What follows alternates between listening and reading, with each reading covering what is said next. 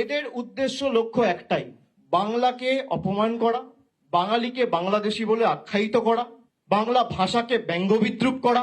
এবং যেহেতু 2021-এ ল্যাচে গোবরে হয়ে হেরেছে, 2024-এ 18 থেকে 12 হয়েছে, তাই বাংলার মানুষের থেকে তার মৌলিক অধিকার ছিনিয়ে নেওয়া আমরা হতে দেবো না।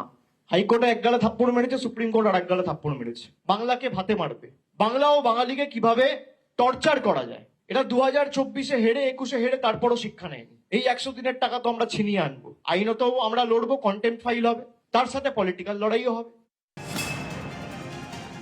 বিজেপি বলছে তৃণমূল ভীত সন্ত্রস্ত, এসআইআর হলে তৃণমূলের ভোট ব্যাংক ধসে যাবে, তৃণমূল হেরে যাবে, বিজেপির ক্ষমতা থাকলে চ্যালেঞ্জ অ্যাকসেপ্ট করবে। আপনাদের ক্ষমতা থাকলে আপনারা এসআইআর করার পরেও তৃণমূল কংগ্রেসের যা ভোটের আসন ছিল 2021 সালে, একটা হলেও বাড়াবো, কমার জায়গায় নেই। আর বিজেপিকে 50-এ নামাবো। বাংলার 10 কোটি মানুষের সামনে বলুক যে আমরা যদি 2026-এ হারি আর তৃণমূলের আসন সংখ্যা একটা হলেও বাড়ে, আমরা 1 সপ্তাহের মধ্যে 2 লক্ষ কোটি টাকা বকেয়া ছেড়ে দেবো। না হলে আপনারা যা বলবেন আমি তাই করবো।